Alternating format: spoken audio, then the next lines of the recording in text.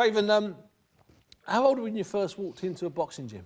So I was kind of always around boxing clubs and kickboxing clubs and things like that growing up with my dad, but the first time I properly walked into an amateur club to join it myself, I was about 16.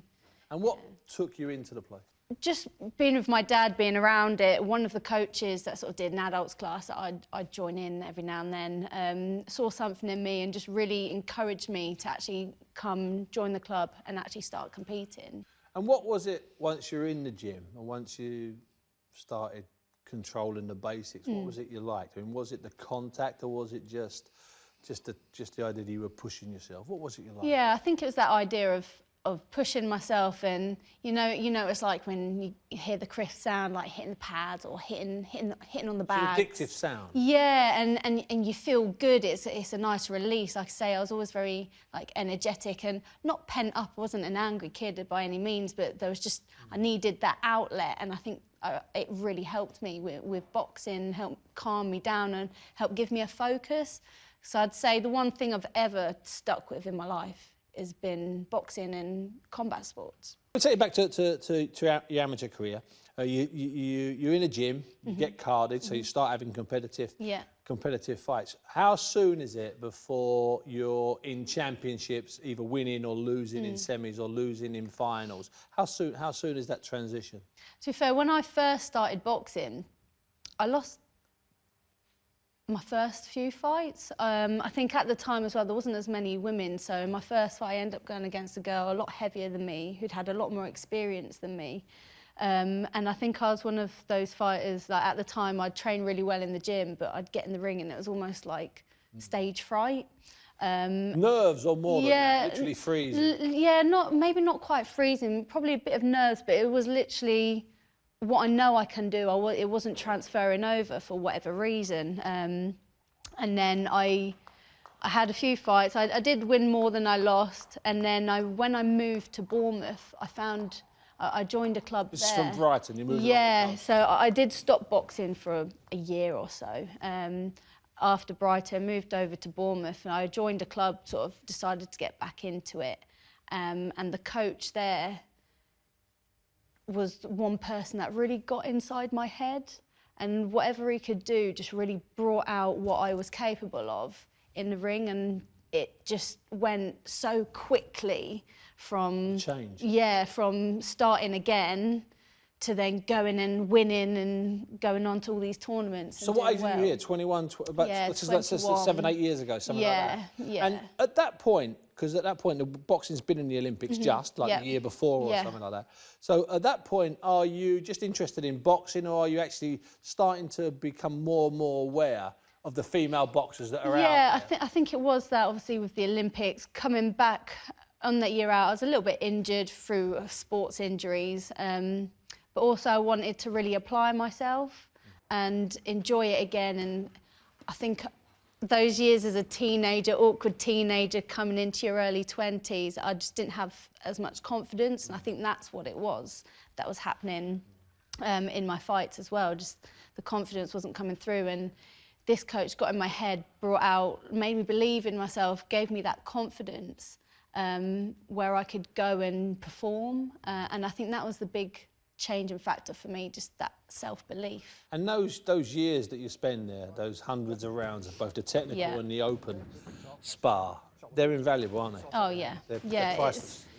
It's one of them things where, as an amateur and you're coming through, that's the goal, isn't it? Get onto the GB team, and when you're there, it's just trying to take in everything on board, like through the sparring. They're saying, okay, like they see those little things, so you're just trying to adapt every time and try and put it to work and make it work for you. The problem you've got, the women at the moment, especially the ones like you, the good ones, the ones that have had international experience and have had part of that GB setup. The problem for you guys, and I'm not sure how we overcome it, maybe we can talk about it here, is how do you get the experience that gets you to the place where you can have those back-to-back world title fights and European title fights? How do you get those rounds, those competitive rounds? Do you get them by taking risks, or do you get them by 2 years of easy fights? What do you do, Rafe? I think you've got to take risks. There is a case of doing it too soon though, because, you know, it is a different game to the amateurs. There's slightly different things. There's different tricks as a pro that you can use and you can get away with. Especially over 10 rounds. Exactly. So I think you do need to be able to step it up and have harder fights as you go through. But we have seen recently people have done it and they've been moved maybe too quickly.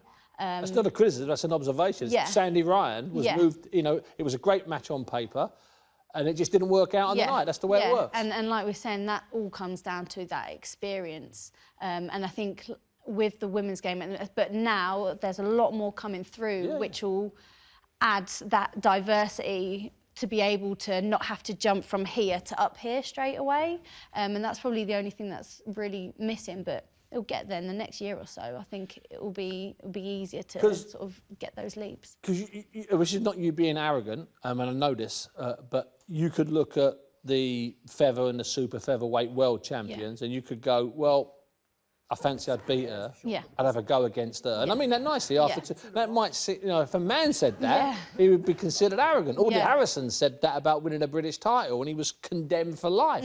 But with your quality women, it's okay for you to say that because you may have even sparred with them. Even. Realistic. It is realistic. Yeah. How mad is that? Yeah, it is mad, but that's where I say where there's more coming through, that pool won't be so wide anymore.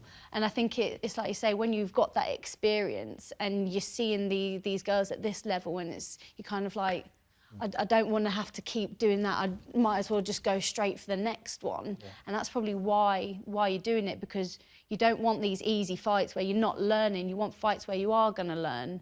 And so if you look at the champions, okay, how do I get to her as fast as I can with learning as much as I can on the way? And that's kind of how I look at it. The other thing I find really fascinating about the women's game in Britain at the moment is how everyone's sparred with everybody. It's outrageous. I mean, Ebony Bridges, who's like 4'7", she sparred really competitive rounds with Chantel Cameron. Yeah. You've all sparred with each other. Yeah, I think, like you say, to be able to get top-level sparring, to prepare you for your fights, you're going to have to travel and you're going to have to spar all these girls. You know, I spar a lot of Ellie Scottney, I spar a lot of a girl called Lauren Parker, Terry. You know, you've got to travel to get the good rounds in, because it's a lot harder as a female. You know, you go into any gym, there's dozens of men. Yeah, of course. And you just don't have that same pool as a female. So as we go forward, within reason, you take fights. I mean, obviously, you know, because you know you can go in and compete. Even if you couldn't win, you can go in and do your stuff. Let me ask you a couple of questions. These are the ones that people are asking, and I'm intrigued to think what you. I'm intrigued to think what you think. 3-minute rounds. Where do you stand on 3-minute rounds? Because you did 3-minute rounds as an amateur, didn't you, before you turned pro? Where do you stand on, well, a 12 or 10 or an 8 3-minute round contest for women right now? Where do you stand on that? Yeah, I think we should do it. You know, we're doing the same sport as the men. Like you say, as an amateur, I did 3-minute rounds, and I've had to adapt to coming back to 2-minute rounds, which seems strange, going from amateur to pro. Yeah, it seems counterproductive. Yeah, I agree with you. Yeah. Also, in pro, as you say, you've got more rounds, and it's different to amateurs. You're not going in, it's not a sprint.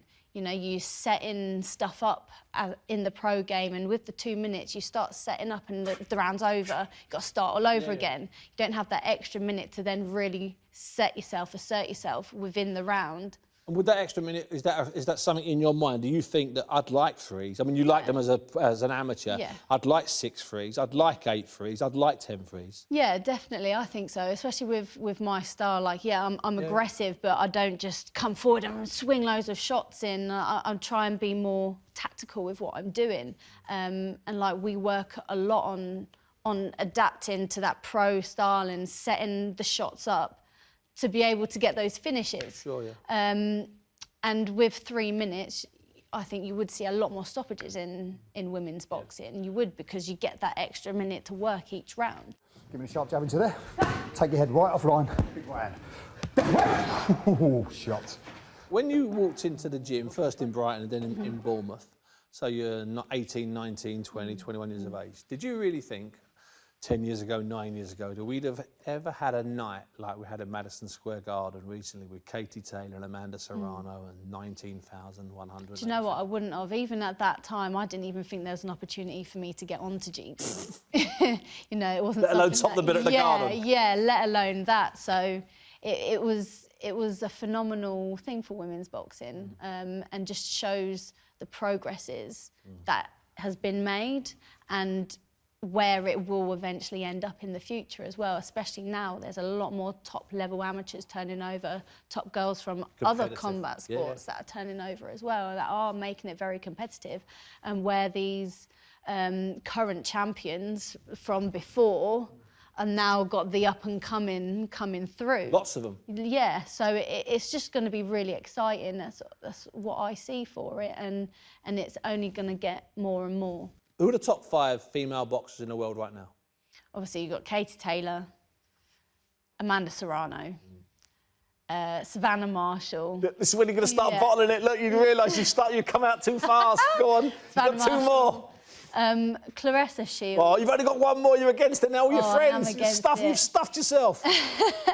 And Chantel Cameron. Oh, you pulled that one from nowhere. 5. Yeah, do you know what? I think they all just show what's capable and what we can do, and, you know, are really putting it there, and, you know, they've got there. Obviously, Amanda Serrano is always someone that we've had our eye on. That's a really odd one, that, because I talked to Stu about that, and he was talking about you'd been looking at her for a long time. Yeah. How did that come about then? Because she's got the WBC belt, WBO belt. All those different belts. As a feather, yeah. So, and she's the woman who stands out over the others because, you know, she's in pound for pound one of the best. I mean, we've seen her fight Katie Taylor the other day. You can see she's clearly got some power on her, very good fighter, experienced professional. So it's always been, well, that's the best at my weight. Yeah. So that's the person that I want to be in the ring with. That's brilliant.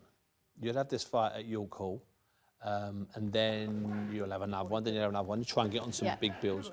Would you like, or what would you like by the end of the year? What for your next 8 or 9 months? How does that look to you in your head, Raven? I think obviously this one out of the way, and we were talking about after this one. I would like that step up, go for some sort of title, European title. I know actually after my fight, the European featherweight title's vacant, and there's 2 people fighting for it then. So it's like, well, fight the winner of that then for my next one. And then it's that, like you say, it's doing the jump, but not going from, okay, let's just target right there, trying to do it progressively. So maybe, at the end of the year, some other kind of title, whereas then next year we can start targeting, okay, let's really go for it.